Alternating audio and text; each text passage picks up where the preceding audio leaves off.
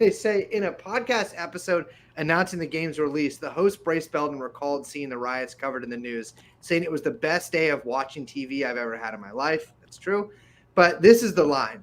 He also falsely claimed about those who died that day that most of them died from being too excited, which actually is literally true. But we'll get to that in a second. Yeah. One, riot at the U.S. Capitol. The limited edition game, designed for 4 to 7 adult players and priced at $64.99, is based on the events of that deadly day and claims to allow players to relive one of the funniest days in American history. Which I'm like, this just reads like an ad. Yeah. That's a false flag. That's a false flag comment. Yeah. Where's the white supremacy? Because I mean, like, I'm all for, you know, calling people racist. It's one of my favorite things to do. You know, in the theme of cards, it's my ultimate, you know, card I can pull. Oh, it's such a good one. And it seems like you seem to be depicting white people. Oh, is that why you're white supremacist? Because you don't believe that a non-white person could have stormed the Capitol, and that's why there's no playing cards with it, with no avatars with that? I mean, I gotta say, there is no like of all of the like main characters of January 6th, the brothers were conspicuously absent, which is pathetic because so many great black guys came out behind Trump, and black people in general, black women too, came out behind Trump. You had those two weird, I would say, neuroatypical women. Has those two is now perished, and there is just which one's still alive? Silk. I think Silk's still alive. I think Diamond. Yeah, Diamond's dead, and it's just like, all right, well, what are you doing now? You had the Blacks for Trump guys who were incredible, and they just abandoned him on January 6th. And it was a whites. Well, it wasn't whites only, but all of the guys who really went for it were white men. I would have given anything to see TK making pancakes. That little bit, the little, I would say, the little guy, the little orphan guy. Is he gay? No way. It's not. No way. He doesn't do gay stuff. Gays, nuh-uh.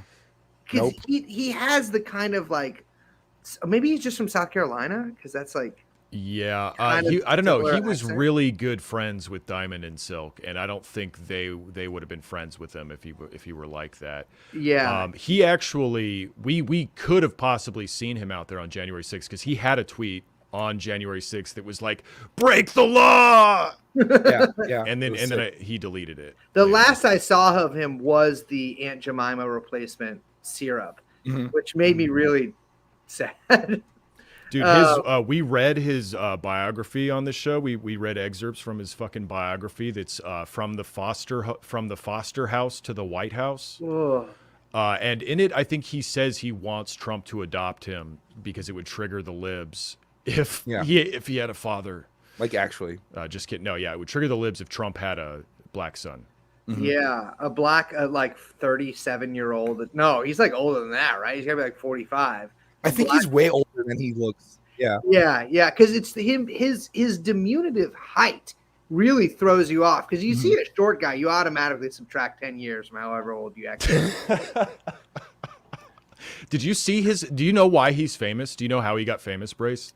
He was kind of just like, to me, just in the mix of all of those kind of guys. He went on Fox News. He was like Fox News, I think Jesse Waters, like comedian correspondent, kind of like how what's his name is Bill O'Reilly's tour mate now. You bring him on for some color commentary.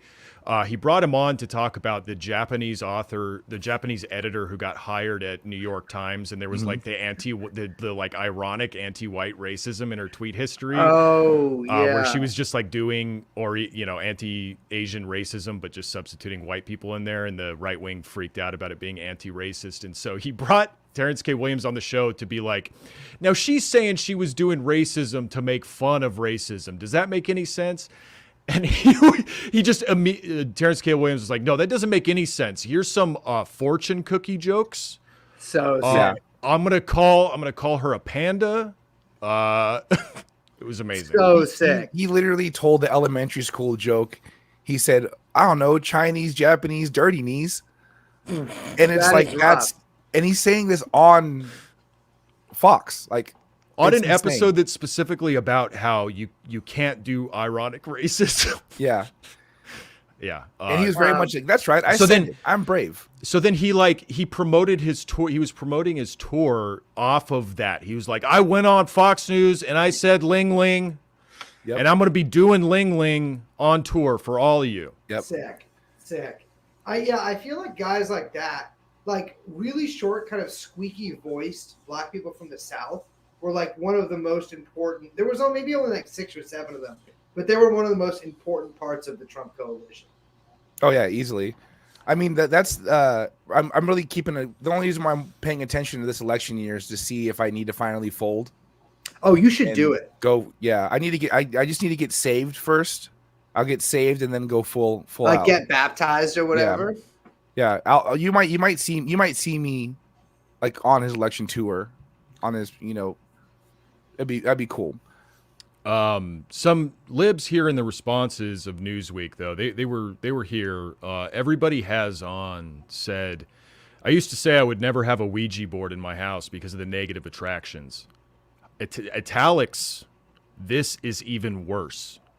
Certainly not something this veteran and capital T bold true patriot considers a quote game. I thought this might be fake. I thought this might be a TrueAnon fan coming in here falsely claiming to be a true patriot here. And then I looked at everybody has on's post history. They have 61.5 thousand likes. Jesus. 12.3 thousand posts in the Newsweek comment section or whatever, Wow. Whatever proprietary comment section they use.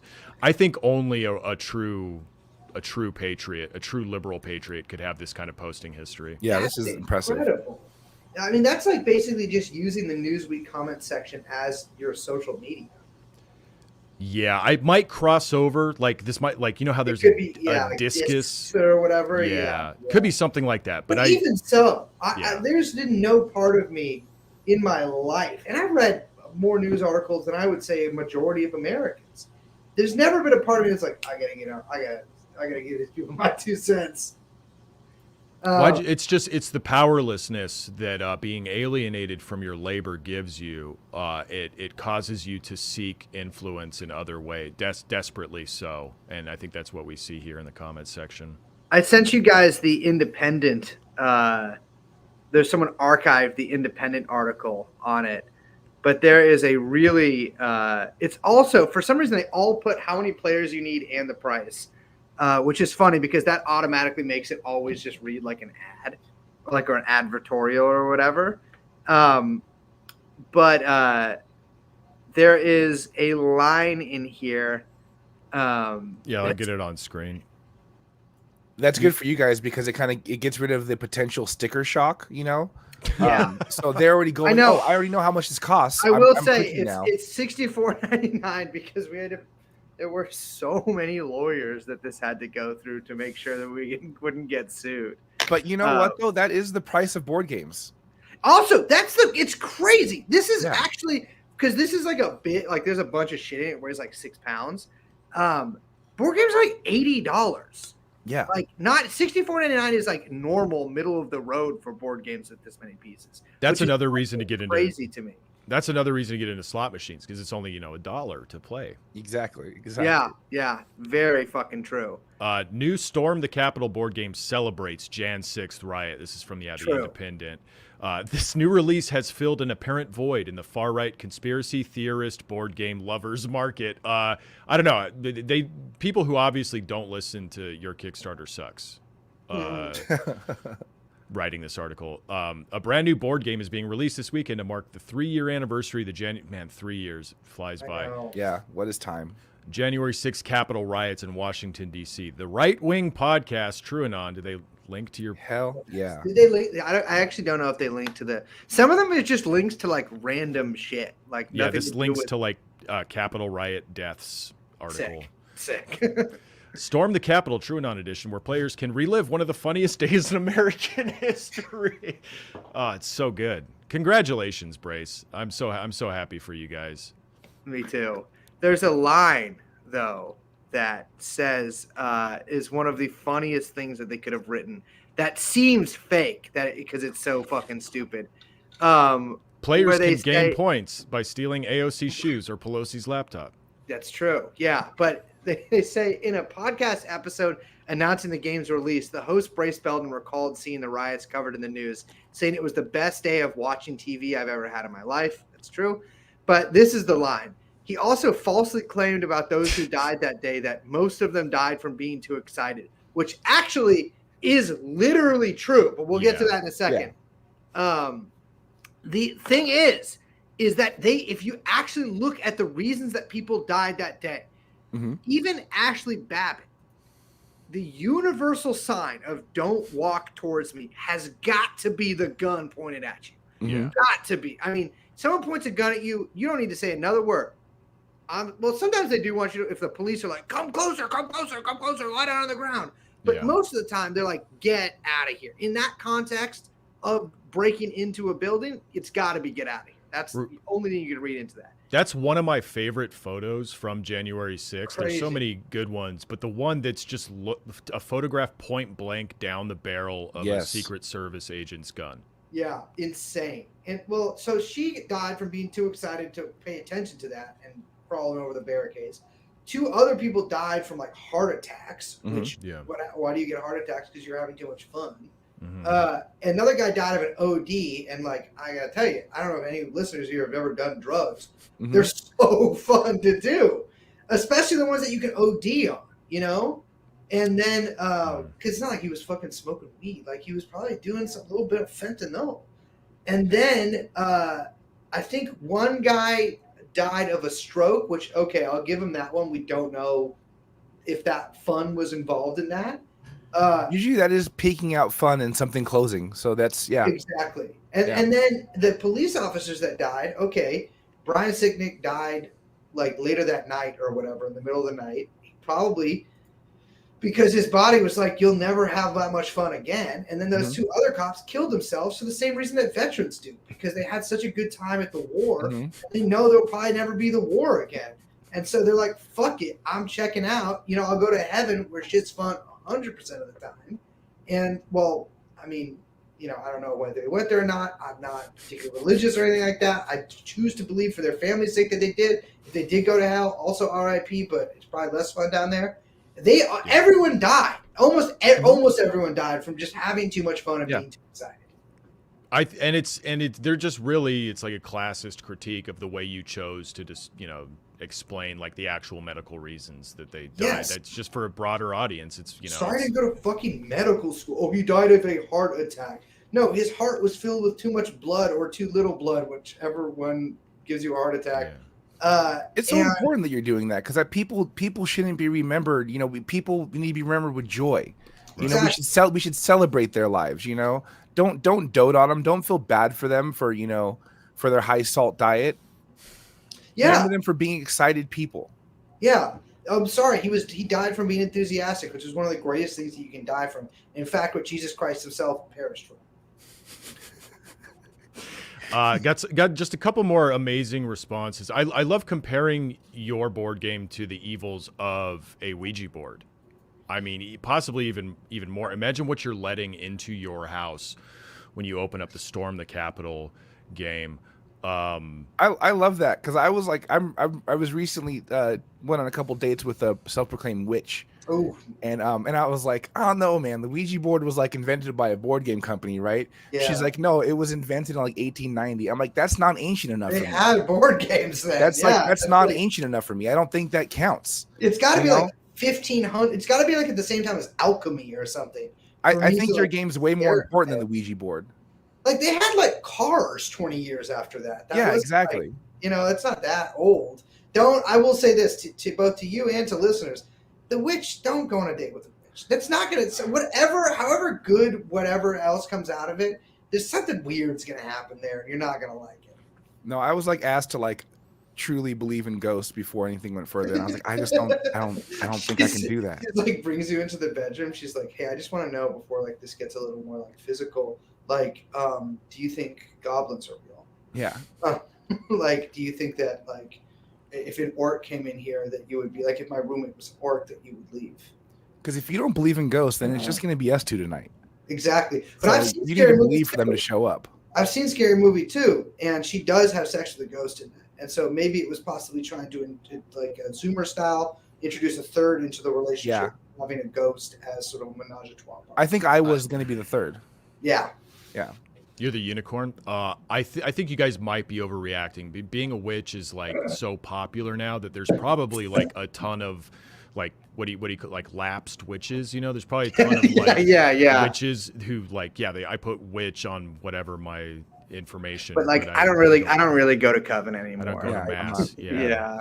I don't go to Black Mass anymore. Yeah, I mean, I would say this, listeners, if you're interested in an esoteric religion that can do spells and we sometimes use blood and eat people, I would say check out Judaism, because we are having a hard time right now. I will say this, our star is a little bit, no pun intended, our star is a little bit tarnished, but I gotta say some of the most fire women in America are Jewish, such as that's a really good point. I think Natalie Portman. It's a great point. Big facts, yeah.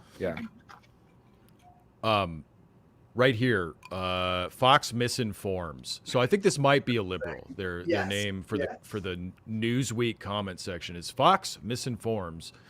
Says Republicans refuse to honor the foundational principles of, that's you, I guess, Brace, you're the Republican here. Yeah. Republicans refuse to honor the foundational principles of democracy, the Constitution, and factual reality, ... Isn't this the point of stochastic terrorism? Brace, isn't this board that what this board game is? Yeah, it's just stochastic terror. What the fuck is stochastic? That means that you're trying to inspire other people to do terrorism, right? Yeah. Okay. 9/11 was a failure because no one made a board game. Well, that is possibly, hopefully, in the works in the future, because there's a lot of numbered days right now that are sort of tragedies, and my grand idea is to make all of them into board games and then slot machines. I mean, that one kind of lends itself to a really cool board. Yeah. Oh my god! And also an unorthodox game design, right? Yeah. Because I mean, this game is genuinely based off of not really any game. It's kind of just like a board game that has, well, no, it's based off a little bit Clue 2 in terms of the board, which I've never played, but one of the other people, the guys that definitely did. But 9/11, of course, you have Jenga, but like I really think like talking about the Catholic priest crisis, a don't wake daddy trying to get out of that motherfucker. But I think for 9/11, it's more like the mousetrap. That's exactly what. Yep, mousetrap. Yeah, mousetrap. Yeah. There's also like the ants in the pants kind of direction you could go, where you have to like keep adding stuff to a tower or something, and then I mean that's Jenga, I guess, too. To devolve, okay, but yeah, the rest of this comment, I just like where she says this is the I don't know, she the monetization of trader merch. Mm-hmm. And I did see a lot of people saying that this was an obvious like cash grab, and you're just capitalizing literally on tragedy, and that is what it looks like to the outside world is when they see. That's what we're doing. That's what we're doing. Yeah, absolutely unadored. We are trying to make as much money as possible, although technically I'm making no money off of, but I'm trying to generate enough money as possible. It's an investment, yeah. Off of this tragedy. Because I'm gonna say this, it's a case study. If we can get a bunch of money off one tragedy, think of all the other tragedies that have happened throughout history that can be monetized into board games and thus into slot machines. Pearl Harbor, battleship sort of thing. A day that will live in infamy. It's crazy. Like you could, that Pearl Harbor is right because they made that movie, did nothing with the IP after that. Josh Hartnett. Where is Josh Hartnett? Is he even alive? No, that was Ben Affleck. He died on January 6th. Josh Hartnett was also in Pearl Harbor. They kind of look. They're both heartthrobs to me. Is Ben Affleck the guy that? No, that's Brad Pitt. Ben Affleck's the guy that drops the coffee and has sex with Jennifer Lopez. So sick. And it's the best way to not forget things is to game night. Is every Thursday you're remembering. Yeah, exactly. All right, this was the best response. Before we move on, this is from Kate Lord 78 at Gmail. That just cuts off. So I think you putting your email in there. But you know what it's saying. You don't need the ellipsis there. You know how that ends. Yeah.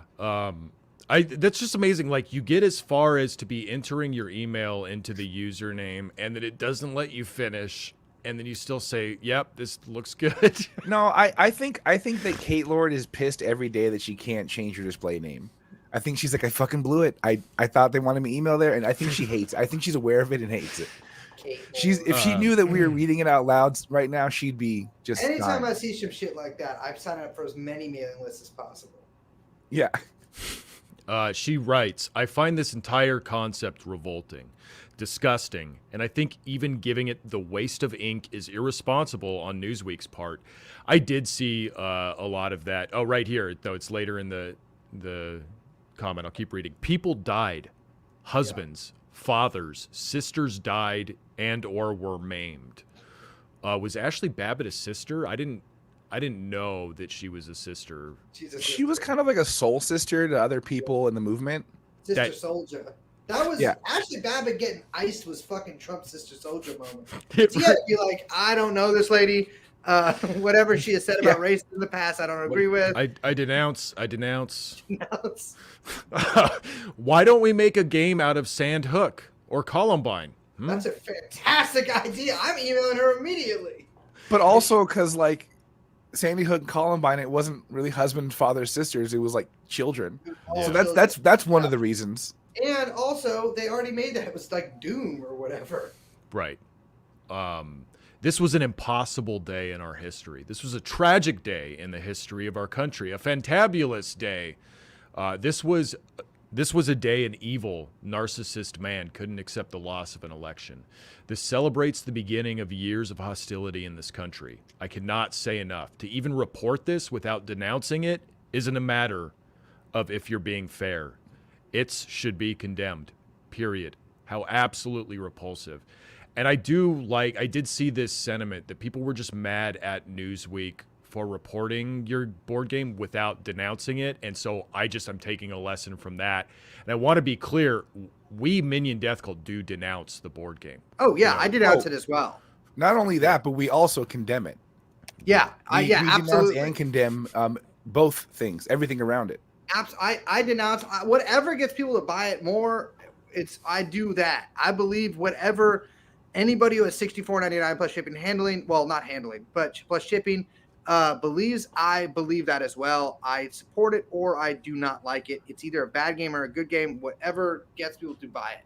Well, we do have to condemn all right-wing podcasts, so especially right-wing white supremacist podcasts. We do have to condemn those things. We're not white. We're racial. We're a racial realist podcast, but we're not telling what we're being real about or what the reality is. You have to come to find out. You have to. You actually have to find out. Yes, I'm racist, but you'll never find out against who. Which one? Which one?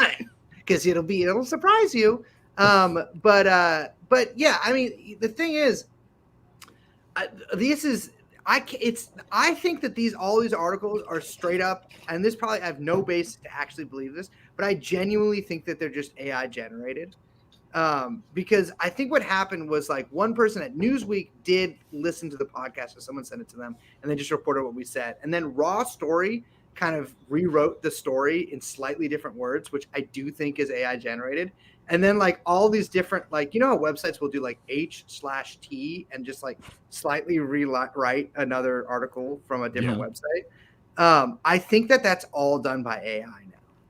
That would make sense. Yeah, I've seen that a lot.